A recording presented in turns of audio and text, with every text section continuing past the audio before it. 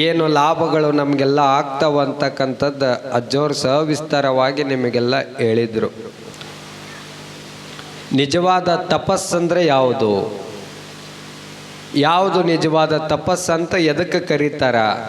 ಹಿಮಾಲಯಕ್ಕೆ ಹೋಗಿ ಎಲ್ಲವನ್ನು ಬಿಟ್ಟು, ಊಟ ಬಿಟ್ಟು, ನಿದ್ದೆಯನ್ನು ಬಿಟ್ಟು, ಎಲ್ಲ ಬಿಟ್ಟು ಹೋಗಿ ಹಿಮದ ಮಂಜಿನಲ್ಲಿ ತಪಸ್ ಕುಂದ್ರೋದು ಏನೈತಲ್ಲ, ಅದು ನಿಜವಾದ ತಪಸ್ಸೇನು? ನಿಜವಾದ ತಪಸ್ಸು ಅದು ಅಲ್ಲ. ನಿಜವಾದ ತಪಸ್ಸಂದ್ರೆ ಯಾವುದಂದ್ರೆ ಕಲ್ಲು ಕಟ್ಟಿಗೆಯಲ್ಲಿ, ಗುಡ್ಡದಲ್ಲಿ, ಹಿಮಾಲಯದಲ್ಲಿ ಎಲ್ಲವನ್ನು ಬಿಟ್ಟು ಕುಂದ್ರುವುದು ನಿಜವಾದ ತಪಸ್ಸಲ್ಲ. ಯಾರು ಹಸಿದಿರ್ತಾರಲ್ಲ ಅವ್ರಿಗೊಂದು ತುತ್ತ ಅನ್ನ ಯಾರು ಕೊಡ್ತಾರಲ್ಲ ಅದು ನಿಜವಾದ ತಪಸ್ಸು ಅಂತಕ್ಕಂಥದ್ದು ಅರ್ಥ ಮಾಡ್ಕೊಳ್ಬೇಕು.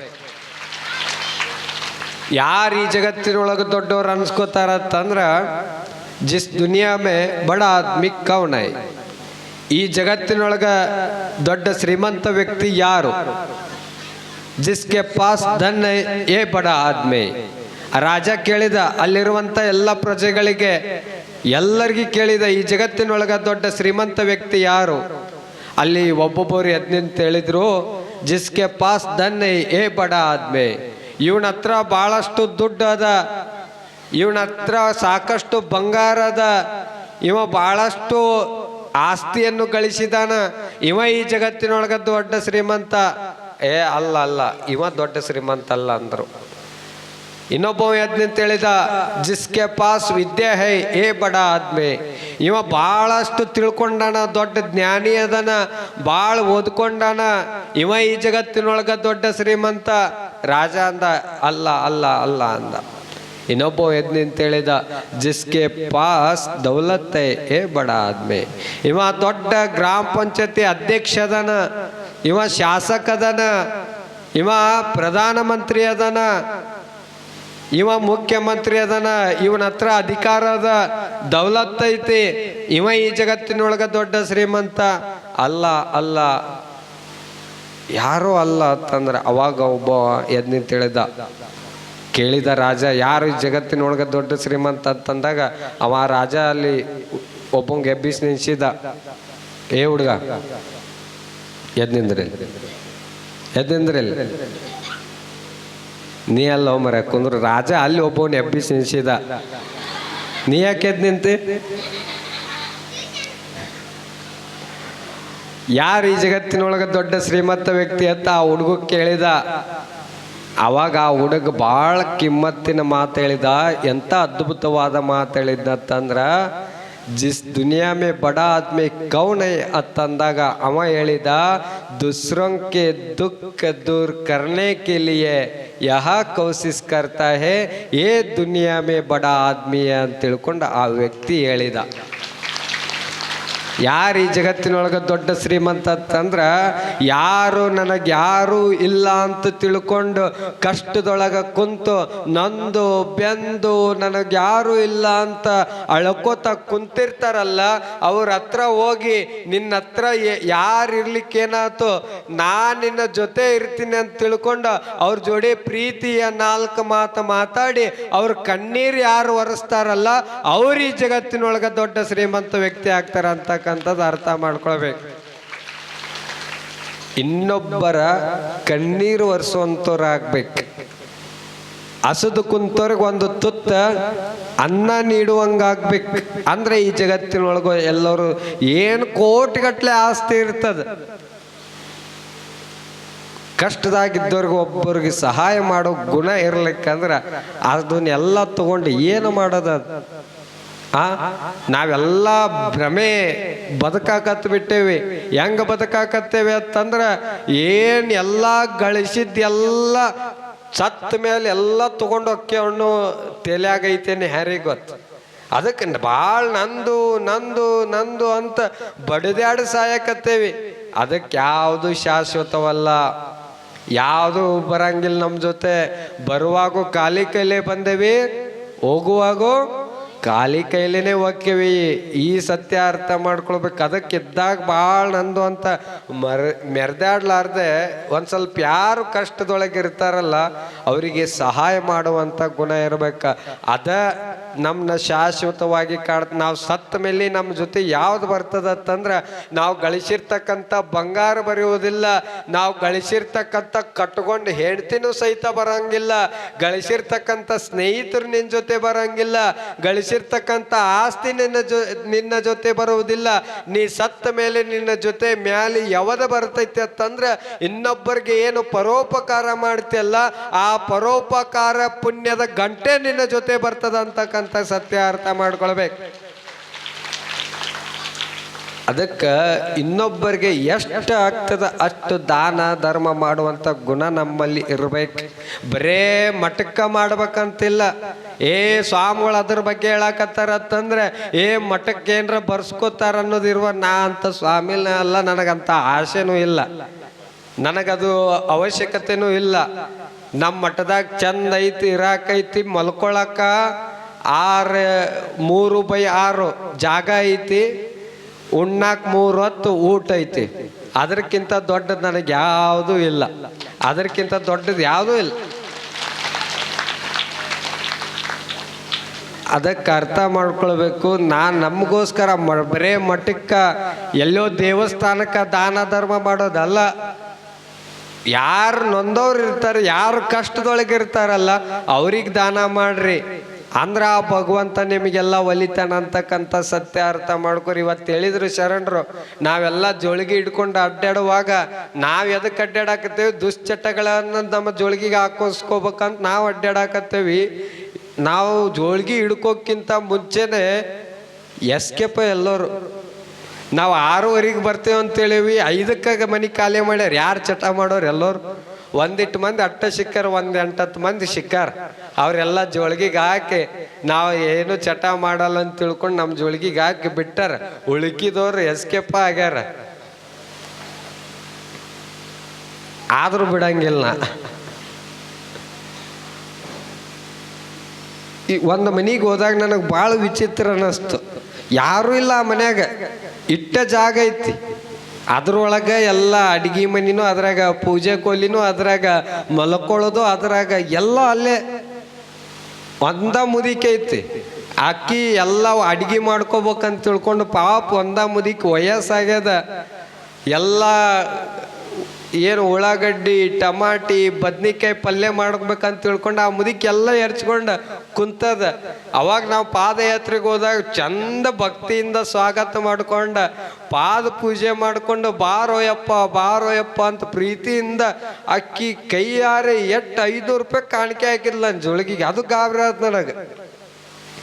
ಎಲ್ಲರೂ ಕಾಣಿಕೆ ಹಾಕಿರಿಲ್ಲ ಅನ್ನೋದಿಲ್ಲ, ಆದ್ರೆ ಆ ಮುದಿಕೆ ಹಾಕೋದೈತಲ್ಲ ಅದು ಭಾಳ ದೊಡ್ಡದು ಅನ್ನಿಸ್ತ ನನಗೆ. ನೀವು ನೋಡ್ರಿ, ಈ ಊರಿಗೆ ಬರ್ತೇವೆ ಅಂದ ಬಳಕ ಎಲ್ಲರೂ ದಾಸೋಹ ಮಾಡ್ಸಕತ್ತೀರಿ. ಇಲ್ಲಿ ಬಂದಂಥ ಭಕ್ತಾದಿಗಳಿಗೆ ದಾಸೋಹ ಮಾಡ್ಸಕತ್ತೀರಿ. ಇವತ್ತು ಜಿಲೇಬಿ ಐತೇನ್ರಿ? ಇವತ್ತು ನೋಡಿ ಜಿಲೇಬಿ ಮಾಡ್ಸ್ಯಾರ ಅಂತ ನಮ್ಮ ಬಸಣ್ಣವ್ರು ಮಾಡ್ಸ್ಯಾರ. ಇವತ್ತು ಜಿಲೇಬಿಯವರು ಸೊಣ್ಣದವರು ಮಾಡ್ಸ್ಯಾರ, ಸಂಗಪ್ಪ ಅವರು ಸೊಣ್ಣದವರು ಮಾಡ್ಸ್ಯಾರ ಜಿಲೇಬಿ. ನೋಡ್ರಿ ದಿನ ಒಂದೊಂದು ವೆರೈಟಿ, 5 ದಿನ ವಿಚಿತ್ರ. ನಮ್ಮನ್ನು ಎಲ್ಲಿ ಮನೆಗೆ ಕರ್ಕೊಂಡು ಹೋಗ್ತಾರ ಭಾರಿ ಸ್ಪೆಷಲ್. ನಿನ್ನೆ ಹೋಗಿದ್ದೇವ್ರಿ, ಆ ಮನೆ ನೋಡಿದ್ರೆ ನನಗೆ ನಿಜವಾಗ್ಲೂ ಸ್ವರ್ಗಕ್ಕೆ ಹೋಗೇನೇನೋ ಅನ್ನಿಸ್ತು ನನಗೆ. ಇಡೀ ಫ್ಯಾಮ್ಲಿ ಅಣ್ಣ ತಮ್ಮದ್ರು ಎಲ್ಲರೂ ಕೂಡಿ ಅದಾರ. ಅವ್ರು ಸುಮಾರು ಅವ್ರ ಮನ್ಯಾಗ ಒಂದು 30 ಮಂದಿ ಅದಾರ ಕೂಡಿ. ಅಂಥ ಒಂದು ಅವಿಭಕ್ತ ಕುಟುಂಬನ ಎಲ್ಲಿ ನೋಡಿಲ್ಲ ನಾನು. ಈಗೆಲ್ಲ ಬರೀ ವಿಭಕ್ತ ಕುಟುಂಬಗಳದಾವ. ಅವಿಭಕ್ತ ಕುಟುಂಬಗಳು ಎಲ್ಲಿ ಇಲ್ಲಿ ಇವತ್ತು ಯಾರು ಕೂಡಿಲ್ಲ. ಬರೇ ಅಣ್ಣ ತಮ್ಮದ್ರು ಬಡದಾಡಿ ನಂದು ನಿಂದು ಅಂತ ತಿಳ್ಕೊಂಡು ಆಸ್ತಿಗಾಗಿ ಎಲ್ಲದಕ್ಕಾಗಿ ಒಡೆದಾಡಿ ಸಾಯಕತ್ತವ. ಎಂಥ ಮಟ್ಟಕ್ಕೆ ಬಂದಾವತ್ತಂದ್ರೆ ಇವತ್ತು ಅಣ್ಣ ತಮ್ಮಂದ್ರ ಮನೆ ಪರಿಸ್ಥಿತಿ ಎಲ್ಲಿಗೆ ಬಂದಾವತ್ತಂದ್ರೆ ಬೇರೆ ಆಗಿದ್ದು ಬರೀ ಆಸ್ತಿ ಪಾಲು ಅಟ್ಟ ಮಾಡ್ಕೊಳಕತ್ತಿಲ್ಲ, ಅವ್ರಿಗೆ ಜನ್ಮ ಕೊಟ್ಟಿರ್ತಕ್ಕಂಥ ತಂದೆ ತಾಯಿನೂ ಪಾಲ ಮಾಡೋ ಮಟ್ಟಕ್ಕೆ ಇವತ್ತಿನ ಮಕ್ಕಳು ಬೆಳೆಯಕತ್ತಾವ. 6 ತಿಂಗಳ ನೀ ನೋಡ್ಕೋ, 6 ತಿಂಗಳ ನಾ ನೋಡ್ಕೋತೀನಿ ಅನ್ನೋ ಮಟ್ಟಕ್ಕೆ ಬೆಳ್ಯಾಕತ್ತವ. 9 ತಿಂಗಳ ತನ್ನ ಹೊಟ್ಟಿ ಒಳಗೆ ಇಟ್ಕೊಂಡು ಬಹಳ ಕಷ್ಟಪಟ್ಟ ಜನ್ಮ ಕೊಟ್ಟಿರ್ತಾಳ ತಾಯಿ ಅಂತಕ್ಕಂಥದನ್ನು ಎಲ್ಲವನ್ನು ಮರೆತು ತಂದೆ ತಾಯಿನ ಪಾಲ ಮಾಡ್ಕೊಳ್ಳುವಂತ ಕೆಟ್ಟ ಹುಳಗಳು ಇವತ್ತಿನ ಭೂಮಿ ಒಳಗುಟ್ಟ. ಎಷ್ಟು ಮಂದಿ ನೋಡಿಲ್ಲ ಇವತ್ತು. ಅಂಥ ಪರಿಸ್ಥಿತಿ ಒಳಗೂ ನಿನ್ನೆ ಅವ್ರ ಮನೆಗೆ ಹೋದಾಗ ಆ ಮನೆ ನೋಡಿ ಆ ತಾಯಿ ಅವ್ರ ಅವ್ವ ಕೈ ರೊಟ್ಟಿ ಮಾಡಿಲ್ರಿ. ಏನು ಅದ್ಭುತ ರೀ ಅವ್ರ ರೊಟ್ಟಿ ತಿನ್ನೋದು. ನನ್ನ ಜೀವಮಾನದೊಳಗೆ ಅಂಥ ಊಟನ ಎಲ್ಲಿ ಮಾಡಿಲ್ಲ ನಾನು. ಬರೇ ಹಂಚನೆ ಅಂದ್ ರೊಟ್ಟಿ ತಿನ್ನೋದಾಗೈತೆ ನಾವು. ಈಗ ರೊಟ್ಟಿ ಹೆಂಗೆ ಮಾಡೋದು ಬಂದವ ಅಂತಂದ್ರೆ ಈ ತೀಡಿ ರೊಟ್ಟಿ ಮಾಡಾಕತ್ತಾವ. ತೀಡಿ ರೊಟ್ಟಿ ಹೋತ್ ಈಗ ಮಿಷನ್ದಾಗ ಮಾಡೋದು ರೊಟ್ಟಿ ಬಂದಾವ. ಈಗ ಎಲ್ಲದಕ್ಕೂ ರೊಟ್ಟಿ, ಬಟ್ಟಿ ತೊಳ್ಯಾಕ ಮಿಷನ್ ಬಂದದ, ರೊಟ್ಟಿ ಮಾಡಕ್ ಮಿಷನ್ ಬಂದದ, ಚಪಾತಿ ಮಾಡಕ್ ಮಿಷನ್ ಬಂದದ, A to Z ಖಾರ ಕೊಟ್ಟು ಮಿಷನ್ ಬಂದದ. ಏನೂ ಇಲ್ಲ. ಅವಾಗ ಎಲ್ಲ ಜಜ್ಜಿ ಕುಟ್ಟಿ ಕೈಯಾಗ ಕಲ್ಲು ತಗೊಂಡು ಕುಟ್ಟಿ ರೊಟ್ಟಿ. ಅವಾಗ ಚಟ್ನಿ ಮಾಡ್ತಿದ್ರು, ಬಿಳಿಜೋಳ ರೊಟ್ಟಿ ಮಾಡ್ತಿದ್ರು, ಹಂಚನ್ಯಾಗ ಬಿಸಿ ಬಿಸಿ ರೊಟ್ಟಿ ಮಾಡ್ತಿದ್ರು. ಈಗೇನೂ ಇಲ್ಲ. ಒಬ್ಬ ಕವಿ, ಆಧುನಿಕ ಕವಿ ಭಾಳ ಒಂದು ಅದ್ಭುತವಾದ ಮಾತು ಬರದಾನ. ಎಂಥ ಅದ್ಭುತವಾದ ಮಾತು ಬರದಾನ ಅಂತಂದ್ರೆ, ನಮ್ಮ ಅಜ್ಜಿ ಮಾಡುತ್ತಿದ್ದಳು ಮುದ್ದಿ ಗುಂಡು, ಅದನ್ನು ತಿಂದು ನಮ್ಮ ಅಜ್ಜ ಆಗಿದ್ದ ಗುಂಡು ಗುಂಡು. ನಮ್ಮವ್ವ ಮಾಡುತ್ತಿದ್ದಳು ಬಿಳಿಜಾಳ ರೊಟ್ಟಿ, ಅದನ್ನು ತಿಂದು ನಮ್ಮಪ್ಪ ಆಗಿದ್ದ ಜಗದ ಜಟ್ಟಿ. ನಮ್ಮವಳು ಮಾಡಾಕತ್ತಾಳ ಇಡ್ಲಿ ಸಾಂಬಾರು ವಡ, ಅದನ್ನು ತಿಂದು ನಾನಾಗಿನಿ ಪ್ಲಾಸ್ಟಿಕ್ ಕೊಡ ಅಂತ ಒಬ್ಬ ಆಧುನಿಕ ಕವಿ ಬರದಾನ. ಭಾಳ ಹಂಗಾಗಿ ಇವತ್ತು ಊಟ ಅಂದ್ರೆ ಏನೂ ಇಲ್ಲ, ಬರೇ ಜಂಕ್ ಫುಡ್ ತಿನ್ನೋದು, ಎಣ್ಣೆ ಪದಾರ್ಥ ತಿನ್ನೋದು. ಅವಾಗ ಹೆಂಗೆ ಬಿಸಿಲು ರೊಟ್ಟಿ ತಿಂದ ಎಟ್ಟು ಗಟ್ಟಿರ್ತಿದ್ರಿ. ಈಗೇನೂ ಇಲ್ಲ, ಎಲ್ಲ ಟೊಳ್ಳ ಟೊಳ್ಳ. ಹಂಗೆ ನಿನ್ನೆ ಅವ್ರ ಮನೆಗೆ ಹೋಗಿ ಪ್ರಸಾದ ಮಾಡಿ ಭಾಳ ಅದ್ಭುತ ಅನ್ನಿಸ್ತ. ಇವತ್ತು ನಮ್ಮ ಬೆಳಗ್ಗೆ ಗುರುಲಿಂಗಪ್ಪ ಮರನೂರವ್ರ ಮನೆಗೆ ಹೋಗಿದ್ದೆ, ಮಧ್ಯಾಹ್ನ ನಮ್ಮ ದುಂಡಪ್ಪ ಅವ್ರ ಮನೆಗೆ ಹೋಗಿದ್ದೇವೆ. ಅವ್ರ ಹೊಲಕ್ಕೆ ಕರ್ಕೊಂಡು ಹೋಗಿದ್ರು. ನಮಗೆ ಬರೀ ಅವರು ಒಂದು 3-4 ಕಿಲೋಮೀಟ್ರ್ ಅಟ್ಟ ಇರ್ಬೋದು ಅದು ಹೊಲ. ಆದ್ರೆ ನನಗೊಂದು 50 ಕಿಲೋಮೀಟ್ರ್ ಹೋಗಿ ಬಂದದ ಅನುಭವ ಆದ ನನಗೆ. ಆದ್ರೆ ಅವರು ಹೊಲಕ್ಕೆ ಹೋದಾಗ ಎಲ್ಲ ಸಂತರನ್ನ, ಒಂದು 50 ಮಂದಿನ, ಎಲ್ಲ ಭಕ್ತಾದಿಗಳನ್ನ ಎಲ್ಲರನ್ನ ಕರೆಸಿ ಪ್ರಸಾದ ಮಾಡಿಸಿದ್ರು. ಇವತ್ತು ದಾಸೋ ವ್ಯವಸ್ಥೆ ಮಾಡಿಸಿದ್ರೆ ನಮ್ಮ ದುಂಡಪ್ಪ ಅವರ ಭಕ್ತಿ ನೋಡಿ ನನಗೆ. ಅವ್ರ ಹೊಲ್ದಾಗ ಎಲ್ಲ ಥರ ಬೆಳೆದಾರ.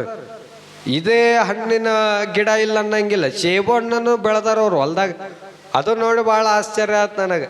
ಅದಕ್ಕೆ ಇಂಥ ದಾನಿಗಳು ಈ ಊರಿನೊಳಗೆ ಒಬ್ಬರಿಗಿಂತ ಒಬ್ಬರು ಹತ್ತಿರಿ. ಬರೀ ಅವ್ರ ಬಗ್ಗೆ ಉದಾಹರಣೆ ಅಟ್ಟ ಹೇಳಿನಿ. ಎಲ್ಲರೂ ದಾನದೊಳಗೆ ಈ ಭಾಗದೊಳಗೆ ಎತ್ತಿರ್ತಕ್ಕಂಥ ಕೈ ಯಾವ ಊರು ಅಂತಂದ್ರೆ ಅದು ಕುಂಬಾರಳ ಗ್ರಾಮ ಅಂತಕ್ಕಂಥದ್ದು ನಾವೆಲ್ಲರೂ ಸಹಿತ. ಹಂಗೆ ನಾ ಏನರ ಮನಸ್ಸು ಮಾಡಿದ್ನಿ ಅಂದ್ರೆ ಈ ಊರೊಳಗೆ ಏನೇ ಇಲ್ಲ ಅಂದ್ರು ಎಟ್ರ ಪಟ್ಟಿ ಮಾಡ್ಕೊಂಡು ಹೋಗ್ಬೋದು. ನಾನು ಮನಸ್ಸು ಮಾಡಿದ್ನಿ ಅಂತ ಯಾರು ಕೊಡಂಗಿಲ್ಲ. ಏನು ಪಟ್ಟಿಗೆ ಬಂದ್ರೆ ನೀವು ಆದ್ರೂ ನಮಗದು ಉದ್ದೇಶ ಇಲ್ಲ. ನನಗೆ ಏನು ತಗೊಂಡು ಹೋಗೋದಿಲ್ಲ. ಅದಕ್ಕೆ ನಾ ಏನು ಹೇಳಕತ್ತಿದ್ದೆ ಅಂತಂದ್ರೆ, ಏನು ಎಲ್ಲ ನಶ್ವರ ಅದ, ಏನು ತಗೊಂಡು ಹೋಗಿದ್ವಿ. ಎಷ್ಟು ನಶ್ವರ ಅದ ಅಂತಂದ್ರೆ ನಾ ಹೇಳ್ತಿರ್ತೇನೆ. ಸತ್ತ ಮೇಲೆ ಕುನಿ ಒಳಗೆ ನಮಗೂ ಇಟ್ಟಿರ್ತಾರೆ. ಲಾಸ್ಟ್ ಎಲ್ಲ ಪೂಜೆ ಮಾಡ್ತಾರೆ. ಪೂಜೆ ಮಾಡಿದ ಮ್ಯಾಗ ಲಾಸ್ಟ್ ಒಂದು ಮಾತು ಹೇಳ್ತಿರ್ತಾರೆ. ಏನು ಹೇಳ್ತಿರ್ತಾರೆ? ಏನಂತಾರೆ? ಲಾಸ್ಟ್ ಸ್ವಾಮಿ ಪೂಜೆ ಮಾಡಿ ಒಂದು ಮಾತು ಹೇಳ್ತಾನೆ. ಏನು ಹೇಳ್ತಾನೆ? ಏನು ಹೇಳ್ತಾನೆ? ಮಂಡ್ರ ಕೊಟ್ಟು ಬಂದಿರಲಿಲ್ಲ ನೀವೆಲ್ಲ?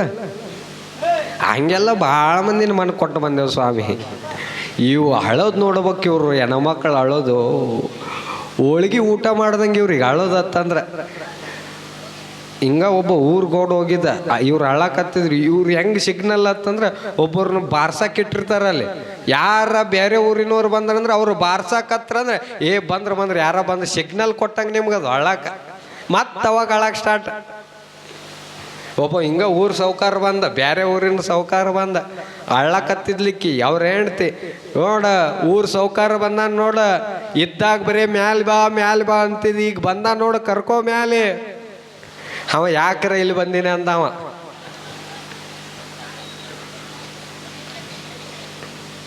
ಲಾಸ್ಟ್ ಪೂಜೆ ಮಾಡಿ ಏನು ಹೇಳ್ತಾರೆ ಇವ ನಮ್ಗ?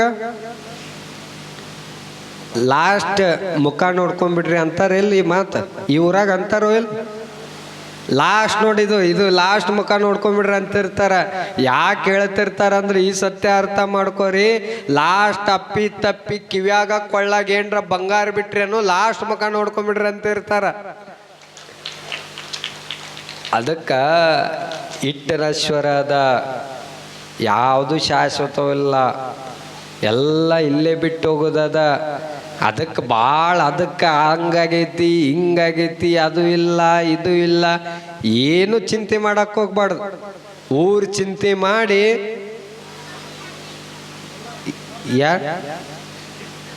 ನನಗೆ ಗೊತ್ತಿಲ್ಲ ಮುಂದಿಂದ. ಅದಕ್ಕೆ ಮತ್ತೇನ್ರ ಒಂದು ಅಂದಿದ್ದಕ್ಕೆ ಏನ್ರ ಹಾಕ್ಯಾರಂತೆ ನಮ್ಮ ಅಂಜಿಕೆ ಬರ್ತದ. ಅದಕ್ಕೆ ಭಾಳ ಏನು ಯಾರಿಗೆ ಕಷ್ಟ ಅನ್ನೋದು ಯಾರಿಗೆ ಬಿಟ್ಟಿಲ್ಲ. ಅವ ಯಾರಿಗೆ ಬಿಟ್ಟದ ಹೇಳ ನಮಗೆ. ಇವತ್ತು ಎಷ್ಟೋ ಮನೆಗಳಿಗೆ ಹೋದಾಗ ಎಷ್ಟೋ ಮಂದಿ ಭಕ್ತರು ನಮ್ಮ ಹತ್ರ ಬಂದು ಹೇಳ್ತಿರ್ತಾರೆ, ಅದು ಆಗೈತಿ ಇದು ಆಗೈತಿ ರಜ್ಜರ, ಹಂಗಾಗೈತಿ ಹಿಂಗಾಗೈತಿ, ನಮ್ಮ ಮಕ್ಕಳದು ಅದು ಇಲ್ಲ ಇದು ಇಲ್ಲ, ಈ 108 ಚಿಂತೆ ನಮ್ಮ ಮುಂದೆ ಹೇಳ್ತಿರ್ತೀರಿ. ನಾನು ನಿಮಗೆ ಕೇಳ್ತೀನಿ, ಯಾರಿಗೆ ಕಷ್ಟ ಬಿಟ್ಟದ?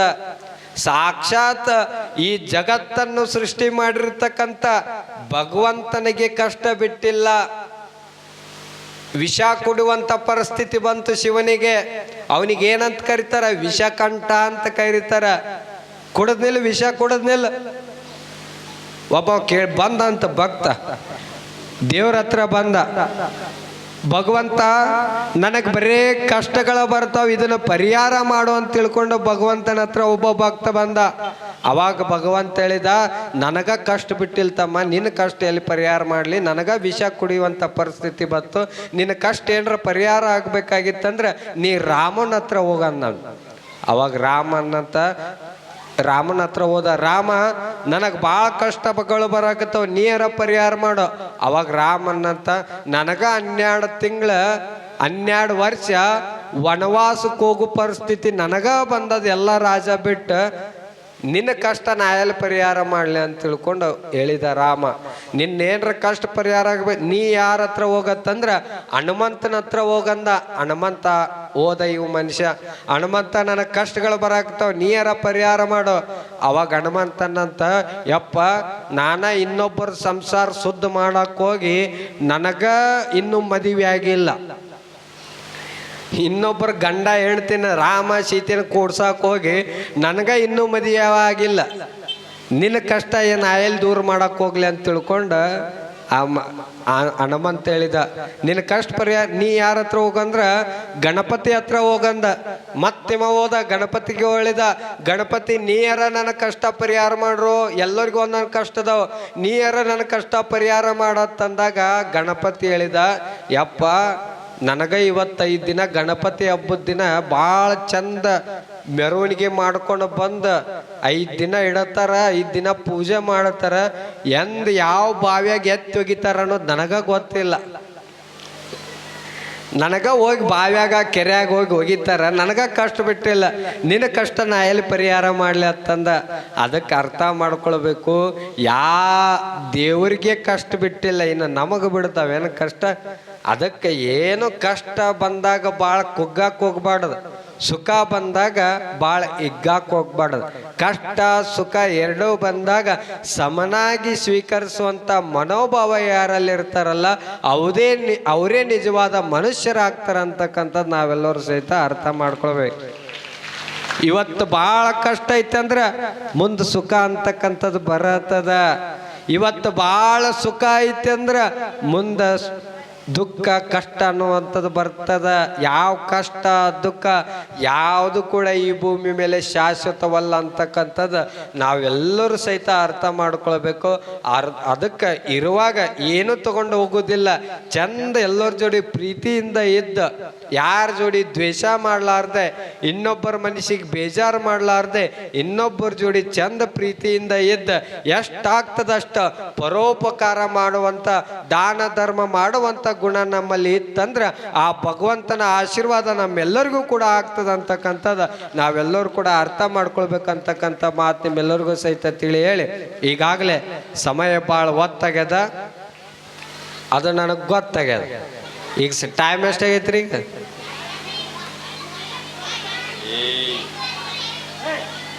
ಒಂಬತ್ತ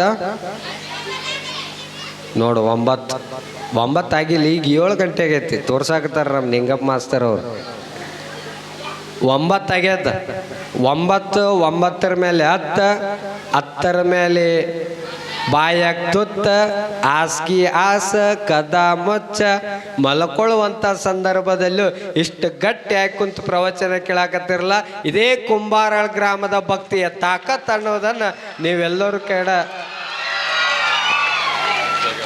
ಒಟ್ಟು ಹಸ್ತದೇವ್ರಿ ಮೊದ್ಲ ಜಿಲೇಬಿ ಐತೆ ಅಂತ ಹೇಳಿಬಿಟ್ಟಿನಿ ಅವ್ರಿಗೆ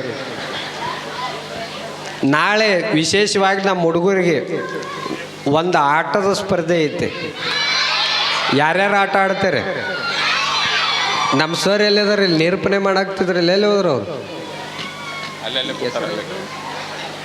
ನಮ್ಮ ಪಡೇನವ್ರು ಸರ್ ಎಲ್ಲಿದಾರೆ